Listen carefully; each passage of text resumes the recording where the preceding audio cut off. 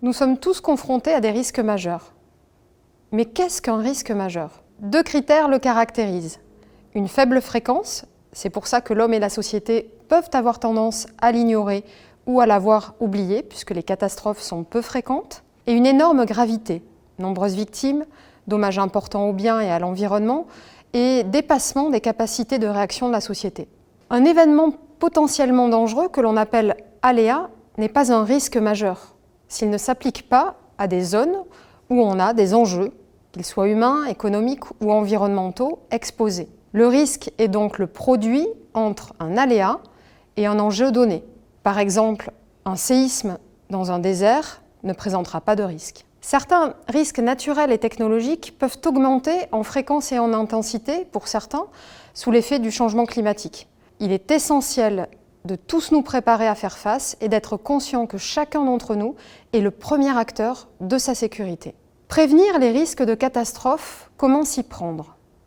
On peut tout d'abord réduire les aléas, essayer de réduire les dangers et lutter contre leurs causes, mais c'est parfois compliqué, voire impossible, notamment quand on parle de risque sismique. On ne peut pas empêcher par exemple la survenue d'un séisme. Nous pouvons par contre agir sur les conséquences, notamment en travaillant sur les enjeux exposés que représentent l'ensemble des personnes, des biens pouvant être affectés par un phénomène. Limiter le nombre d'enjeux exposés, réduire la fragilité, la vulnérabilité face aux risques sont des priorités d'action.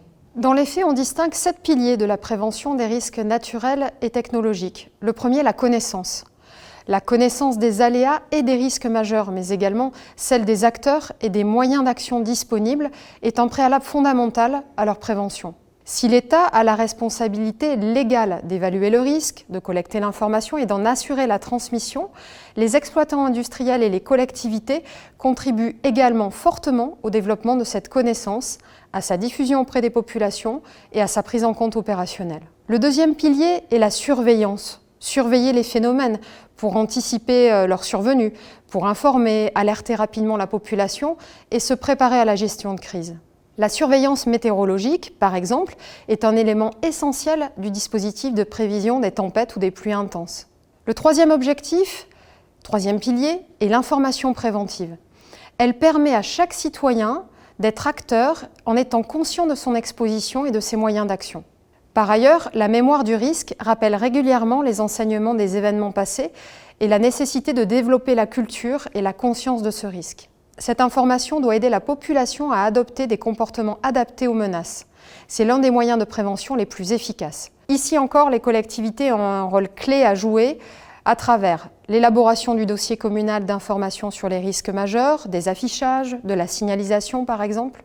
Un autre pilier est la maîtrise de l'urbanisation. C'est un outil extrêmement efficace pour limiter les dommages face à un risque, car elle vise à limiter au maximum les enjeux exposés à un aléa donné. L'outil phare de cette maîtrise de l'urbanisation est le plan de prévention des risques, communément désigné par l'acronyme PPR. Le PPR réglemente l'utilisation des sols à l'échelle communale en fonction des risques auxquels ils sont soumis. Cette réglementation va de l'interdiction de construire à la possibilité de construire sous certaines conditions, en passant par l'imposition d'aménagements sur les constructions existantes. La réduction du risque se fait aussi principalement en agissant sur la vulnérabilité des enjeux existants, dans le cadre par exemple de programmes d'action à l'initiative des collectivités pour les inondations, on parlera de PAPI, ou à titre individuel par exemple par la mise en place de travaux de renforcement parasismique ou de zones de débroussaillement en zone boisée. On parle également de réduction du risque à la source pour les risques technologiques. La préparation à la crise, enfin, est du ressort du maire. Il est le premier responsable de la sécurité des personnes et des biens à l'échelle de sa commune.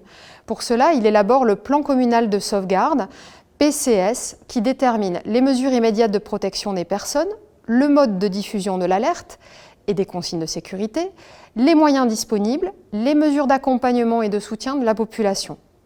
Cette préparation peut aussi se décliner dans le cadre de plans particuliers de mise en sûreté dans des établissements particuliers, des écoles, des campings, des musées, ou à l'échelle intercommunale avec les plans intercommunaux de sauvegarde. Le retour d'expérience après un événement est également une démarche essentielle. Il s'agit d'apprendre des événements du passé pour mieux appréhender les crises futures. L'ensemble des acteurs, services de l'État, collectivités, exploitants, gestionnaires d'établissements, de réseaux, assureurs, experts et citoyens, se doivent de contribuer à ce retour d'expérience. Bref, nous pouvons donc chacun à notre niveau agir sur les conséquences des risques de catastrophe en étant plus résilients. Plus résilient, ça veut dire quoi? Anticiper et se préparer en connaissant les bons réflexes, s'adapter et se protéger pour faire face et être capable de se relever après une catastrophe. Chacun d'entre nous est acteur de sa propre sécurité, de celle de ses proches, de son environnement, son quartier, son lieu de travail, et contribue à sa résilience et celle de notre société. Mobilisons-nous aujourd'hui.